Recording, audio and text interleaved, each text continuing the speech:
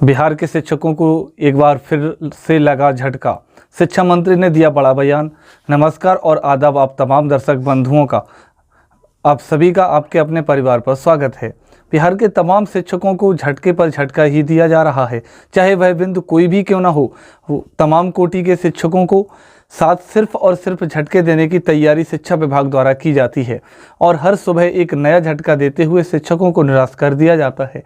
दोस्तों, इसी में कई बिंदु ऐसे हैं जिस पर शिक्षा विभाग द्वारा जहां सकारात्मक विचार करना चाहिए, वहीं उसी जगह पर नकारात्मक विचार करते हुए शिक्षकों के साथ धोखा किया जाता है और उन्हें अपने अधिकारों से वंचित किया जाता है। इससे पहले कि आखिर शिक्षा विभाग द्वारा कौन से ऐसे झटके दिए गए हैं, इस पर हम विस्तार पूर्वक चर्चा करें। अगर आपने अभी तक हमारे चैनल को सब्सक्राइब नहीं किए हैं तो कृपया अभी सब्सक्राइब कर लेंगे। दोस्तों, आइए सबसे पहले हम बात करते हैं कि फ़िलहाल जो नवरात्रि चल रही है उससे संबंधित दुर्गा पूजा की छुट्टी के संबंध में तमाम शिक्षकों की निगाहें इस ओर लगी हैं कि आखिर माननीय मुख्यमंत्री द्वारा कब दुर्गा पूजा संबंधी छुट्टी घोषित कर दिया जाए। तमाम शिक्षकों की मांगें तो 3 अक्टूबर 2024 से लेकर 12 अक्टूबर 2024 तक थीं, जिसके संबंध में केंद्रीय मंत्री गिरिराज सिंह द्वारा अपने एक्स हैंडल के माध्यम से भी बिहार के मुख्यमंत्री श्री नीतीश कुमार से यह मांग की गई थी कि शिक्षकों को 3 अक्टूबर से लेकर 12 अक्टूबर 2024 तक निश्चित रूप से दुर्गा पूजा की छुट्टी मिलनी चाहिए। वहीं दोस्तों, केंद्रीय मंत्री गिरिराज सिंह के बयान से जहां शिक्षकों की आशाएं जाग गई थीं, शिक्षकों ने अपना मन बना लिया था कि निश्चित रूप से अब 3 अक्टूबर से छुट्टी मिल जाएगी।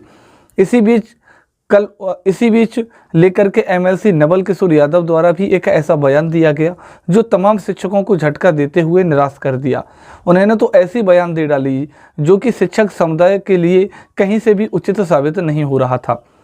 उनका तो कहना था कि बिहार में कभी भी दुर्गा पूजा के अवसर पर 10 दिनों की छुट्टी दी ही नहीं गई। लेकिन साथियों, सिर्फ पिछले वर्ष को छोड़ दिया जाए तो इससे पहले जितने भी दुर्गा पूजा की छुट्टी हुई है उन सभी छुट्टियों में 10 दिनों की छुट्टी प्रदान की गई है।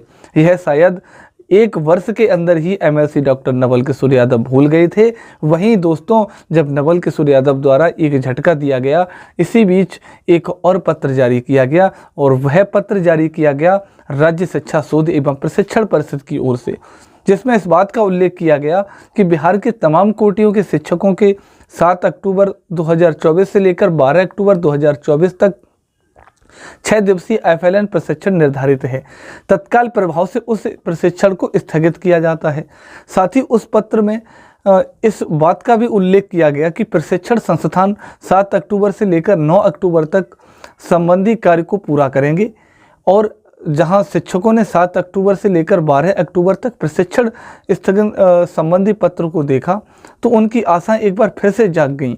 उन्होंने तो यह कह दिया कि जब प्रशिक्षण संस्थान कि जब से शिक्षकों का प्रशिक्षण 7 अक्टूबर से बंद हो सकते हैं, स्थगित हो सकते हैं, तो यह स्वाभाविक है कि 7 अक्टूबर से विद्यालयों में भी छुट्टी प्रदान कर दी जाएगी।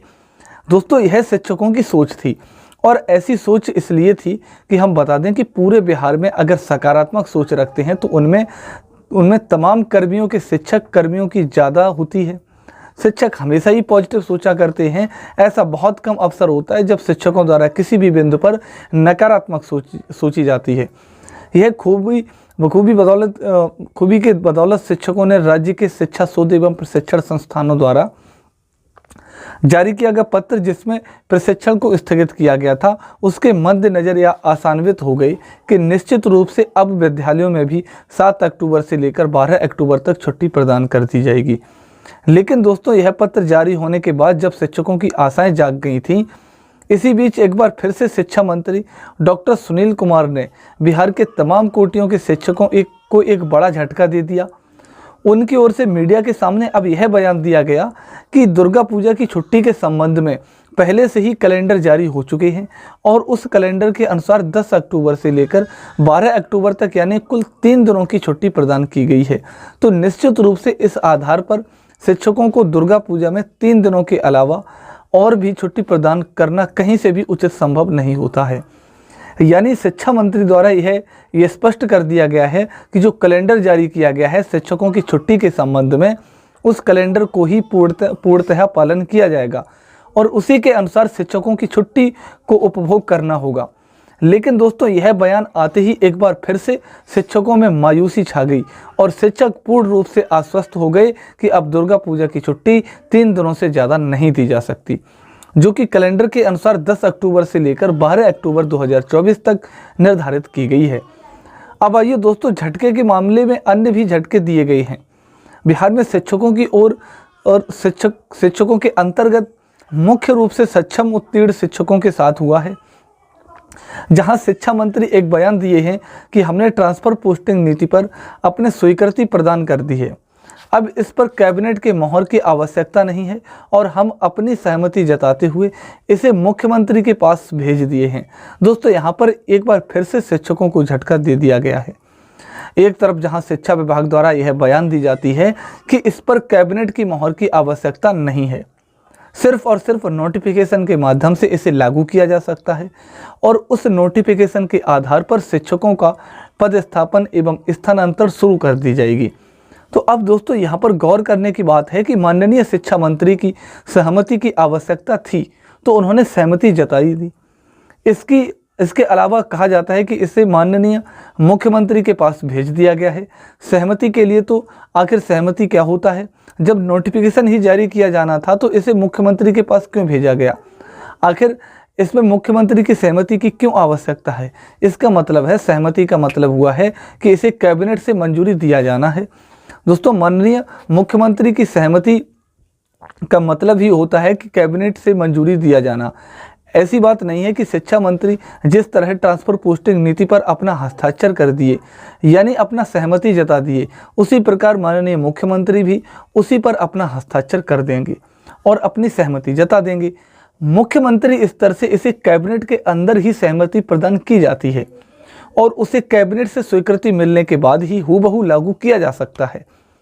यह अलग की बात है कि अगर सिर्फ सक्षम होता उत्तीर्ण शिक्षकों के संबंध में शिक्षा विभाग कोई अलग से नोटिफिकेशन जारी करती है तो वह कोई दूसरी बात होगी, लेकिन स्थानांतरण एवं पदस्थापन के साथ साथ अनुकंपा से बहाली संबंधी यह नीति जिस पर कैबिनेट की मोहर लगना जरूरी है, वहीं किन्हीं बंधुओं का कहना होता है कि शिक्षकों का नियमावली पहले से है और इसमें सिर्फ और सिर्फ संशोधन किया गया है, तो इस पर कैबिनेट की मोहर की आवश्यकता नहीं है।